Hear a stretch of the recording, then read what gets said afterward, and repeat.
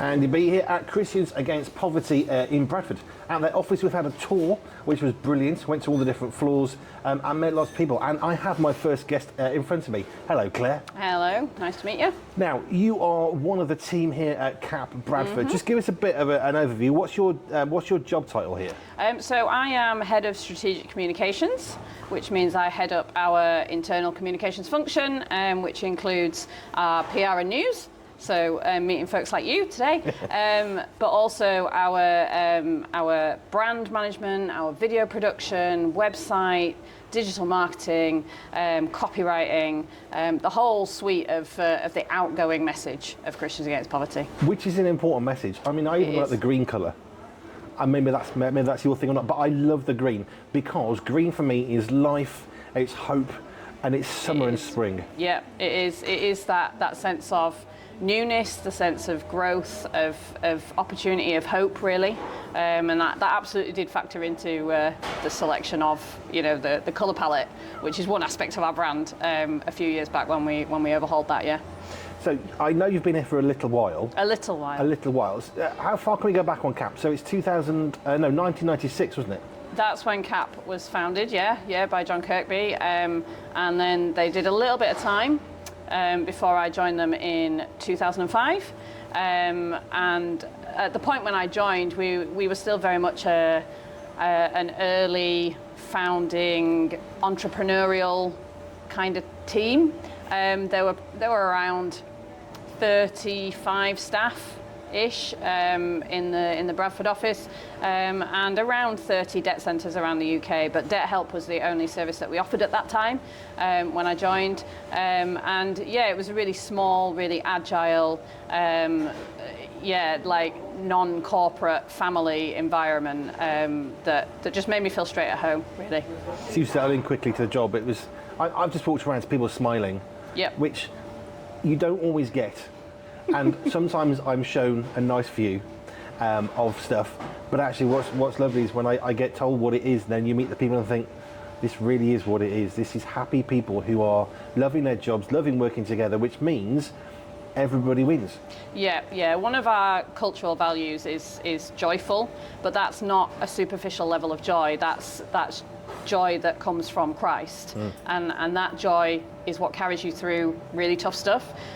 So a lot of the people who you said you've walked around and seen people smiling, they're making really difficult phone calls or receiving really difficult phone calls every day and having conversations with people who are facing extremely hard circumstances.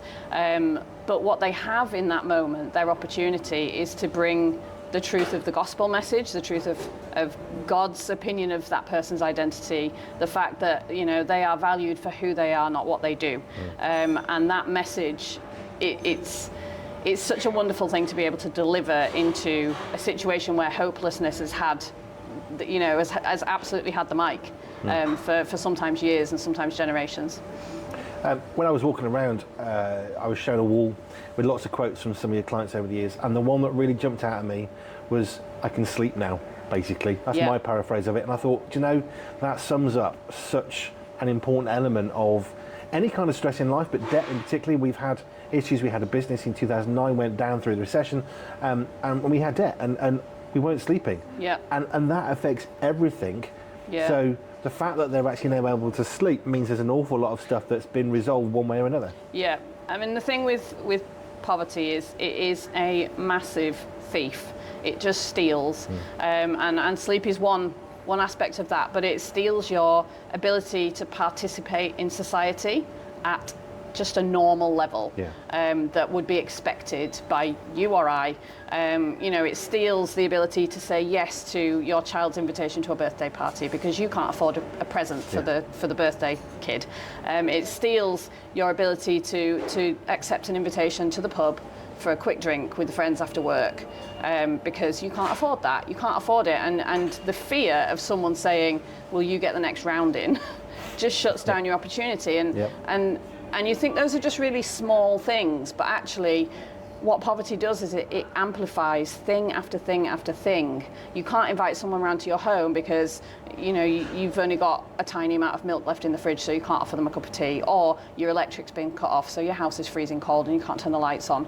And it creates a real sense of isolation, and then that warps people's perception of their value and who they are, and what is possible in their lives, because it just locks them down, and holds them there. I can definitely understand some of those elements, having been through some stuff back in 2009. It does, and I remember going to churches. Oh, let's have a meal out as a group, and we would just disappear out the conversation because we don't have 50 quid for a meal out because we haven't got electric and we haven't got food or shoes for the kids. Yeah. And I think for some people, when you say you haven't got much money, or have you had a rough month, well, maybe, but actually for us, we were on a debt management plan because we had some business debt. So every month we had zero disposable income for years. When something broke, it's not like you could save up for it. Yeah, and that's the thing with someone whose route out of debt is a debt management plan. That's in some ways that's a strong position in comparison to a lot of the people who we are helping. And I think one of the trends that we've really noticed in recent years, certainly with the cost of living crisis, so on and so forth, is the rise in what we call deficit budgets, which is essentially you take someone's income and you look at their non-extravagant life survival outgoings of buying food, getting their bus fare into their job, providing clothes for their children, buying washing powder so that they can, maintain hygiene levels, that sort of stuff. You put those in, and their income doesn't even reach it, and so it's the wrong way round, and they've got no chance before they've even had a chance. And so for those people, the only feasible option is to look at insolvency routes. And so we have seen a rise in people for whom that's the only solution. And insolvency is not about taking an easy way out. People are looking at insolvency options because there is no other route for them. There is no other option because their income, they're never going to pay their debts back. We're looking at people who've got a repayment term, if you calculated it, sometimes upwards of 100 years. And again, it's not because people have taken out credit to buy frivolous items. It's that they're taking out credit to pay their supermarket bill. And if you stop and think about that for a moment and really let it rest, and imagine yourself in that scenario where you were considering taking out a credit card or a short-term loan with a ridiculously high interest rate just to buy bread, milk, the daily essentials. How is that okay in our society, in a wealthy nation, in a developed nation, that people are actually facing those impossible options? It sounds crazy, and it almost sounds unbelievable, except for the fact it's not unbelievable. It's not, sadly. This is people's daily lives, isn't it? Yeah, it is, yeah. And one of the things in my job that is, to be honest, I've had a massive privilege. I joined in 2005 as our first ever in-house graphic designer, and I've worked in the communications function ever since. The privilege I have from the position I sit in the organisation is we are the tellers of the good news stories. Now, we do also explain to people the reality of UK poverty, as I've just done verbally, but we get that privilege of meeting individuals, of hearing them and helping them to tell their story and providing a platform for thousands of people to hear that. And so I've met numerous people over the years, but one individual who really sticks out for me is a lady called Tina, who lived down in Kent, and back in 2018 I went down to film with her and spent a day with her, and just the most welcoming, warm, individual you could hope to imagine. She was hilarious. We had such a laugh. But her circumstance was that she was facing multiple chronic health conditions. she as a result, she couldn't earn. Her income from benefits was not enough to meet her outgoings, and she ended up, as I said, completely isolated, completely shut down. She kept her curtains closed because she didn't want people to really even know she was home. She had to take the light bulbs out because then she couldn't turn the lights on and use the electricity. She in the winter, because of that, her days kind of finished when the sun went down. Wow. So come 4 p.m, she just went to bed because there was no other thing she could do. She couldn't do a cross stitch or a craft that she loves to do in the darkness. So her day stopped at 4 p.m. Wow. and she never saw a soul. Now, for Tina, the amazing thing is that her story didn't stop there, thankfully, because there was a local church in her area that was running a debt centre, and she was able to connect with them, find a solution to her debts, become debt-free. The financial situation, brilliant, we've solved that. However, she found a family.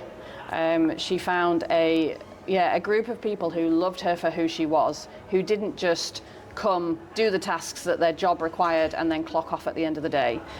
She received invitations to be part of a church environment, to be part of events, to come to craft events, to get further money education as part of our money coaching service. So she was invited to attend that, and she really found complete life transformation, and then also found Christ. So the gospel was shared with her. She had seen and experienced firsthand, like the agendaless love of Christ's church, and that opened her mind up to considering, what does this mean for me, and exploring faith for herself. And she later went on to be baptized. She volunteers in the church. Life's still really, really difficult. We all know that becoming a Christian isn't a magical wand that fixes everything. Otherwise, there'd be no gospel message to share, because people would just be like, magic wand, I'll have that. Yeah. Life's still difficult for Tina, but life is transformed and continues to be transformed. That was 2018. We're now in 2025, I still see Tina occasionally popping up on our Facebook page in the comments section, and we've just.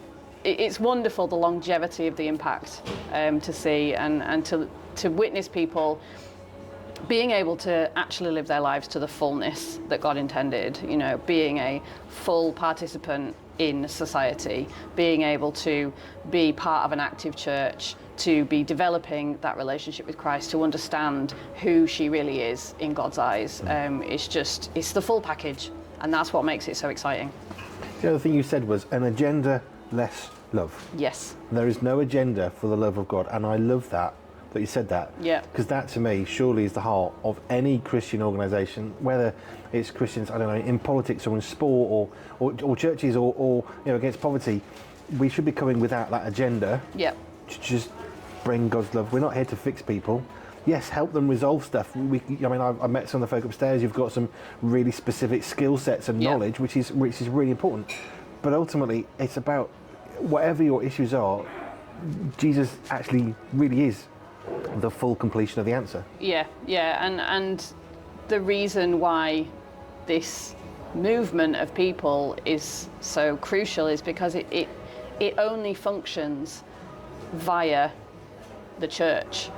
The UK church, the local churches, the hands and feet of God in our communities, actually stepping up and saying, God has commissioned us to remember those who are in poverty, to make space for those who are marginalised, who are forgotten, who are downtrodden, and actually tell them, you are not a group that is different to us. We are all people, and we are all identical in God's eyes, and so there is no other way for us to do this. Okay, it's symbiotic. That without churches, CAP would not exist. Without our expertise, the impact that churches could have in this area would not exist in the same way.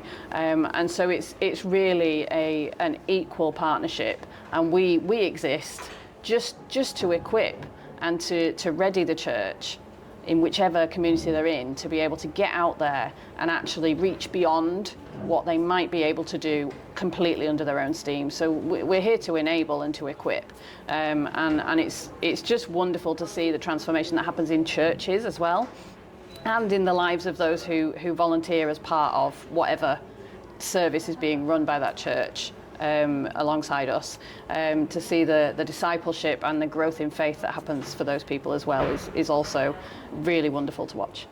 This being radio, people can't see your face. However, what I'm seeing is someone full of joy and loving what you do. So let me finish with this question for you. Why do you want to get up in the morning and come to work at Christians Against Poverty? There's some really hard things that have to be dealt with every single day. What makes you want to come to work every day? It's justice. We serve a God of justice, and that is what gets me out of bed every day, because some of this stuff is heartbreaking. A lot of this stuff is heartbreaking, and there's no other complete solution than the gospel message alongside the practical impact of God's people on earth, and if I can make a difference by ensuring that a message is amplified to way more people than might hear it otherwise, then I'm going to keep coming up. I'm going to keep showing up. 20 years later, I might be here in another 20 years, who knows? I'm just going to keep going, because it's just unbelievable the impact that can be had by, in essence, it's such a simple thing. Show up, treat someone as your equal, show them that they are worth it, bring the expertise of the debt counsellors here, and watch what God does. It doesn't get much better, really. Watch what God does. Thank you for sharing some of that story. You're welcome. Some of you being here. We've got many more guests coming across We have. through the next 5 hours, so I'm going to go to some more music. This one is Chris Tomlin, God's Great Dance Floor, which I've chosen because when you've been in debt, and we had a business who went down through a recession, there is a joy to the knowledge of the fact that even though you've got difficulties, God is central. Absolutely. You just have to turn. Sometimes we don't necessarily see him as much as we want to. He's already there.